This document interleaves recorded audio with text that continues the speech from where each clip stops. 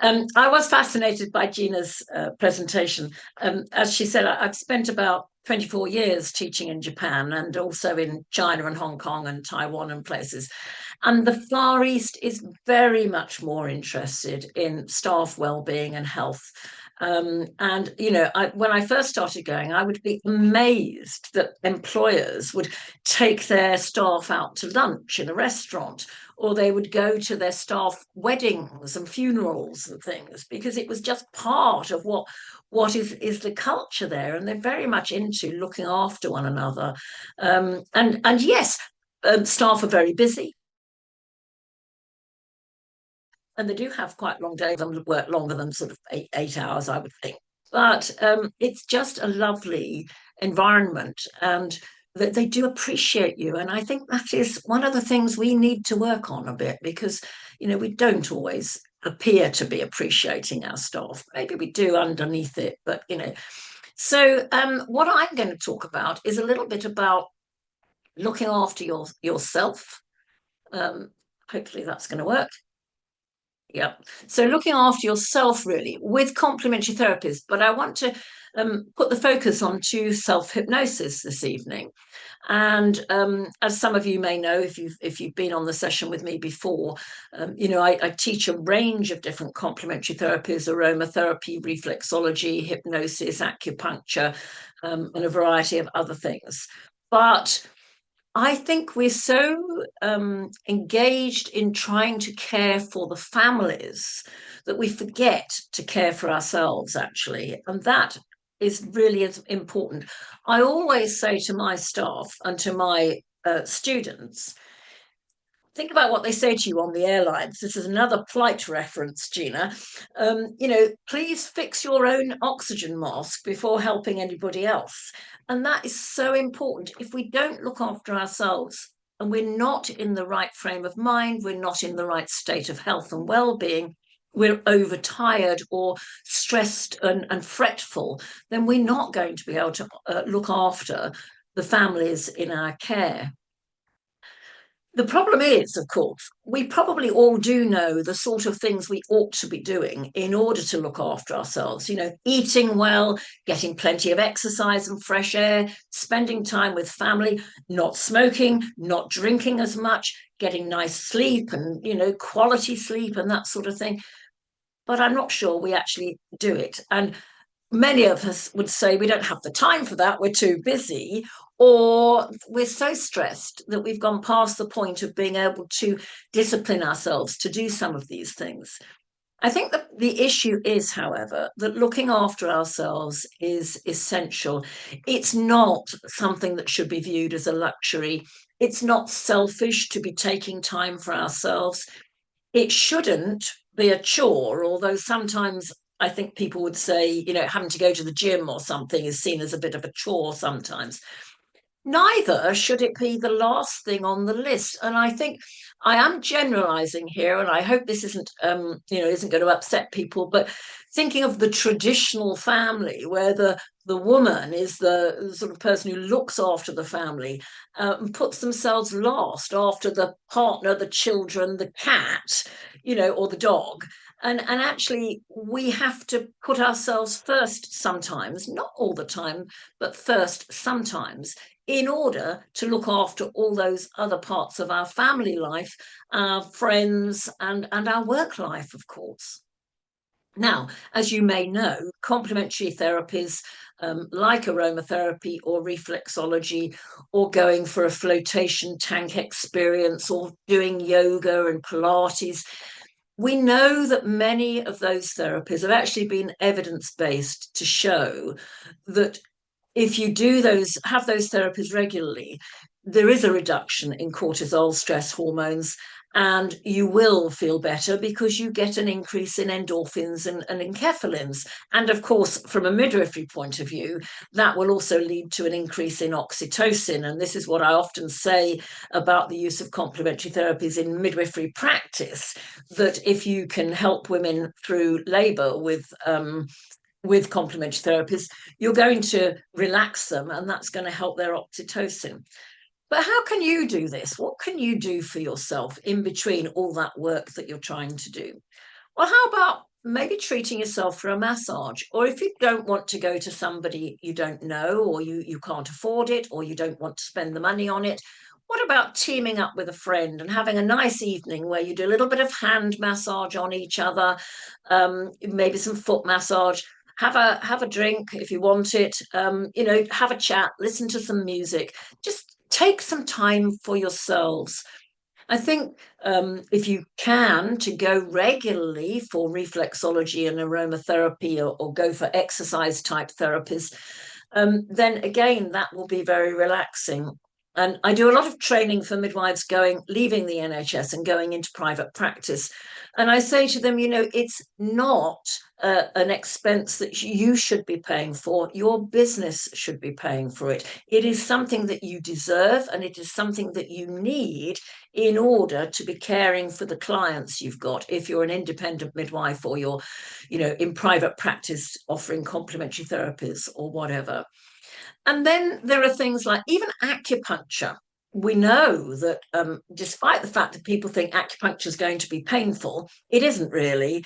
And in fact, often stimulates an endorphin release. So you might have gone in for perhaps treatment of your back pain, but you come out with a bit of a buzz because your endorphins are working hard. Then there's things like visualization and guided meditation.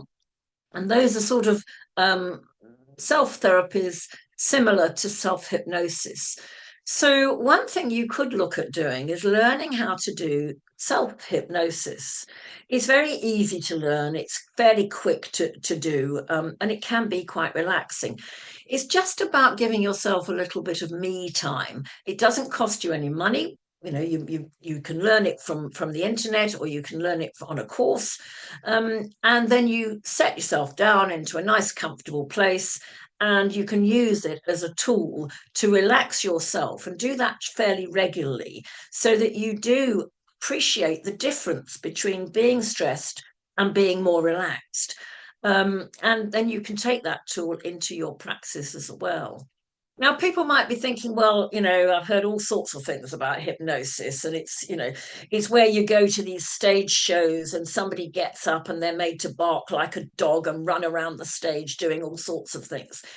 Well, actually, that's not true. Stage hypnosis is very different. And there is the issue that if somebody volunteers themselves to go up on stage and be made to bark like a dog, they've already made a decision to contribute to that stage performer's hypnotic session. So if you go for therapeutic hypnosis, you're never going to be made to do things against your will. It's not a system of mind control at all. So if you want to go and relieve, let's say you want to stop smoking, or you want to lose weight, or you want to stop some behavioral habit of some sort, the therapist will work with you and will be very much focused on how to help you overcome the issues that you've presented with.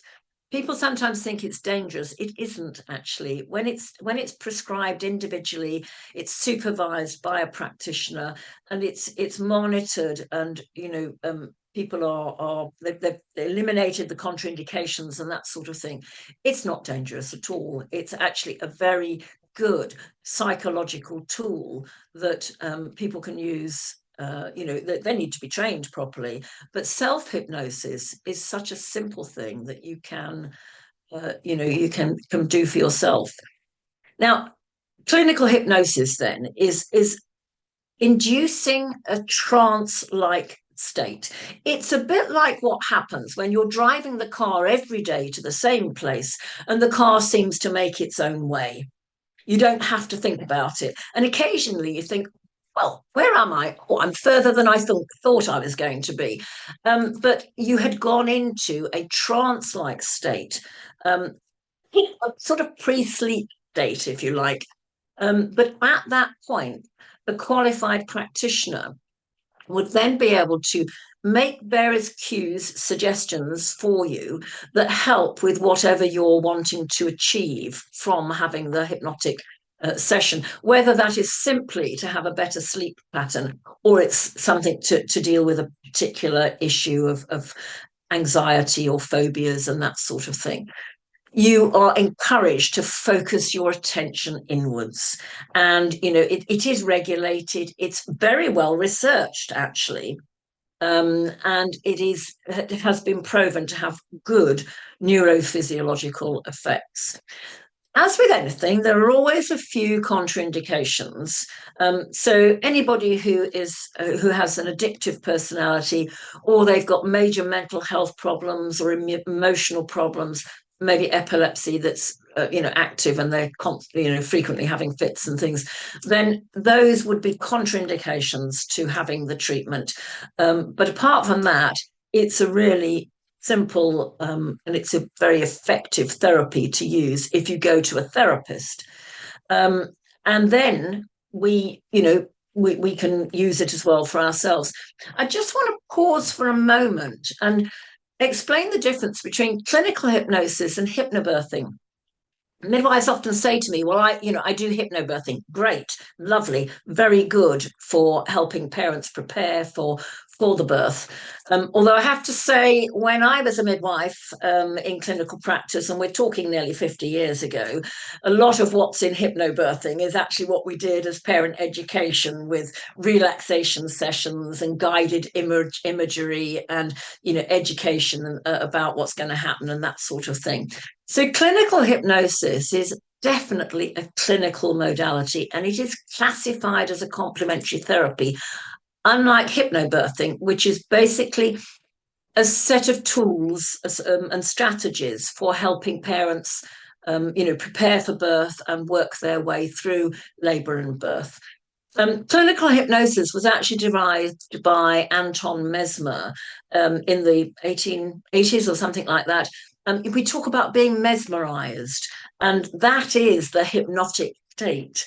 But hypnobirthing was derived from the work of Grantley Dick Reed. And I'm sure, Gina and Sue, I'm sure we all remember being taught about Grantley Dick Reed when we were students, who basically adapted breathing techniques and visualization. And it is similar to hypnosis, but it isn't quite the same. In clinical hypnosis, you have a practitioner who guides you through the induction of the hypnotic state and delivers the cues, the suggestions for behavioral changes. Whereas in hypnobirthing, often it's delivered in groups where suggestions are given and people go home and practice them, and then they use them in labour. So there are some differences, and hypnobirthing isn't actually a complementary therapy. But what about self-hypnosis? It is really a very valuable tool to learn, because we know, it is evidenced, it will reduce stress hormones and it will raise your feel-good hormones. It will help with both getting to sleep and staying asleep. And one of the things when people are very stressed is they don't sleep well. They either struggle to get to sleep or they wake up frequently during the sleep. And I think if you're postmenopausal, that definitely gets worse, she says personally. It can also contribute to helping your confidence and your motivation. And I think that's so important for us as midwives and student midwives. Confidence is being eroded by a lot of the system, I think. And actually, if you don't have confidence, you won't necessarily have motivation. So this is where self-hypnosis you can almost feed your own cues in, your own suggestions to try and, make things better for yourself. It certainly doesn't take a lot of time, but it is best done on a fairly regular basis. Not necessarily daily, but every 2 or 3 days, have a little session, just sit there quietly. I remember once my ex-husband came home and I was sitting in the dark doing nothing. And he said, "What on earth are you doing?" Just sitting here, I'm just being, I'm just chilling. That's essentially what self-hypnosis can be. It's a time for you to chill, to regroup, to regain some of your joie de vivre and your passion, if you like. And actually, it can be very, very helpful. So finally, just to say to you that Expectancy, my company, we do have a wellbeing online course. So it's 2 days, and it goes through self-hypnosis. You practice some self-hypnosis. I will just tell you a little story, though, because my colleague was teaching the self-hypnosis course one weekend, and it was online during the pandemic, actually. And so you do your self-hypnosis, but one of the midwives was in her study at home, and her husband was doing the gardening. And he saw her sort of go into a somnambulant state. And he said, "Wake up." He was banging on the window saying, "Wake up, you're in a study day." But actually, she was legitimately relaxing through self hypnosis. So, we are offering a discount to the Maternity and Midwifery Hour participants if you want, but do contact me on expectancy.co.uk if you've got any questions or you want to join a course with us. Thank you very much.